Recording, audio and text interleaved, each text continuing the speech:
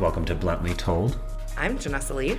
I am Vince Chandler, and we are the Fit Cannabis Couple. Thank you guys for being here. This is very exciting. Feels good. Feels very good. Very exciting. Bluntly Told is a show about truth and wellness. Truth and wellness. We are going to have a guest every single week. We're going to have cannabis experts, EDS doctors, even cannabis specialists, doctors, industry experts, people who grow cannabis. Jennessa and I are very fortunate to have amassed a large group of very cool friends in the cannabis space and in the cannabis industry and in the community. We've both been in this space since back when this conversation was just starting to become national and starting to become something that was being received legitimately. Back then, there were 100 people all trying to make it and in the space as the first ganjapreneurs. And you know what's wild? A couple dozen of them actually fucking did. Still exists to this day. It's so cool. And so a little bit about this girl, because I love this girl. She's rad. I am fortunate enough to have been a fan of this girl for a very long time. You're so sweet. Hey, thank you. Hey. So recently featured in the book Runner's High, Jennessa is introduced with the sentence in 2014, Jennessa sat in her wheelchair waiting for death.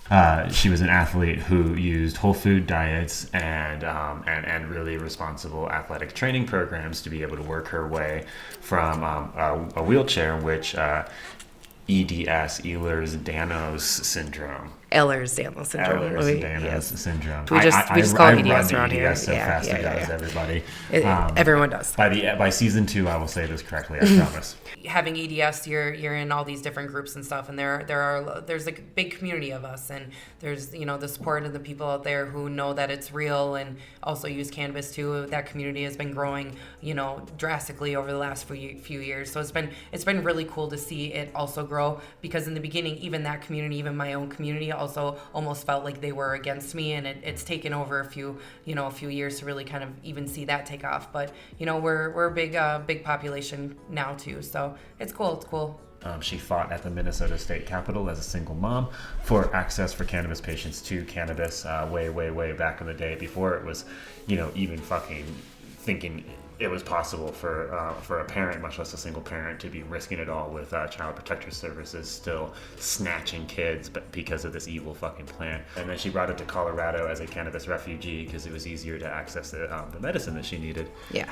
But again, bringing it was all about accessibility and spreading the truth about it. So she opened Break the Stigma Gym. It was a fitness center. It was the world's first 420 friendly fitness center in a regulated market. That's how she came into my life. She came on the Cannabis Show, a show that I was making at the time, and introduced me to the idea of working out in a group while stoned. Yeah.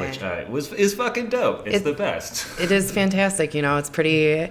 People can go get a drink with everybody at the bar, but people can't consume cannabis. And when it's something that people also use to enhance their health and wellness and their fitness regimen, people like to be able to say and ask, oh, what do you use? And have a conversation about it, because what somebody else might work for them, it may work for them too. And to have a place to facilitate those conversations and build that community is so important, and I definitely saw the need for that and wanted to fill that need. So it was exciting to build a community in that respect and see people really grow friendships, and people didn't feel alone, I guess, anymore in this, which was really cool. She just got too much attention because, again, groundbreaking, revolutionary, trailblazing. She deserved all this attention.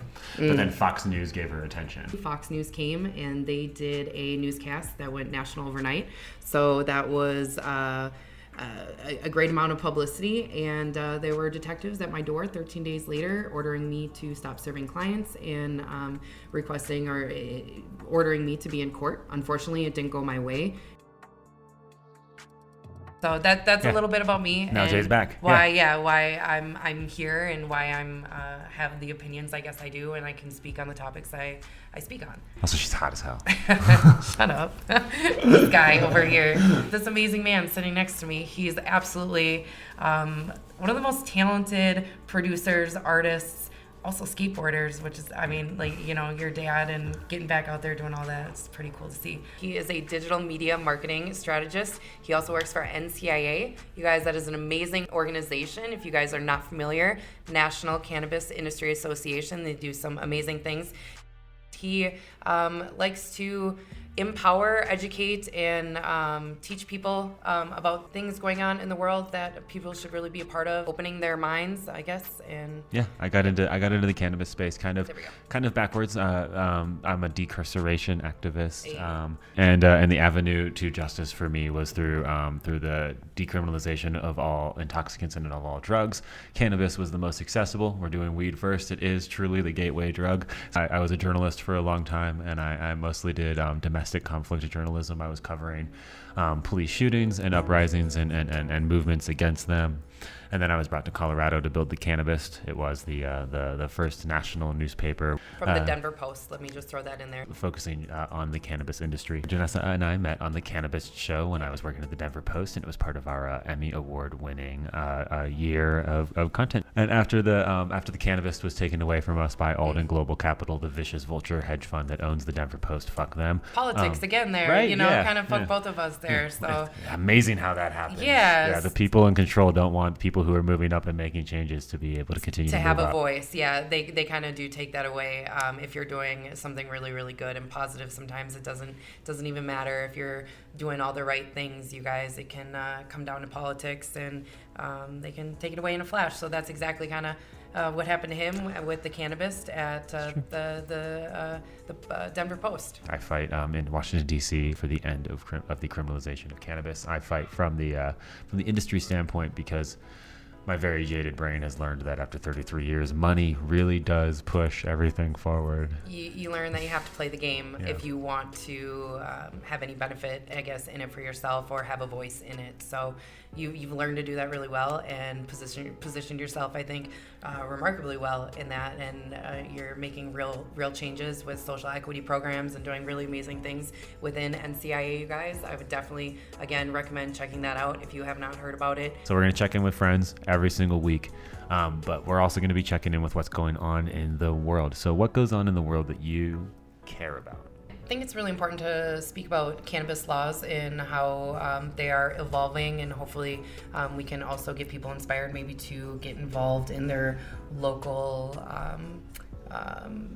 governments and to incite change. I think that a lot of people are often, it's going to change soon, so they don't necessarily always get involved. So I think talking about it is really important. We're all obviously tied into social media. A lot of our work is done through social media, so we're dialed into it every day. When we're at the gym, when we're working out, like what the feed is talking about. Whatever's trending. Is definitely what I'm going to be talking. Yeah, whatever's trending is the right way to say it. There we go. I was thinking. Here we go. Yeah, the Twitter way. Yeah, I want to check in on what's trending each week.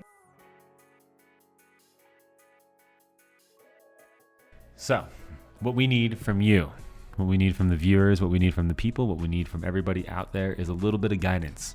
We have a few weeks left before all of this is actually hitting your feed, before you are, you're being asked to subscribe, you're being asked to like, but you're not being asked to really listen yet, but we need your help before you listen. Yeah. What the fuck do you want to listen to? Yeah, what knowledge can we bring from our experiences and share that with you guys that you guys are curious or interested about? Love to hear it, and excited to hear your guys' wants and needs. There's going to be a lot of chances to see what Jennessa and I are up to when we're not on the show. Obviously, follow us on Instagram. All of your handles are... Oh my goodness, here we go. There's so many.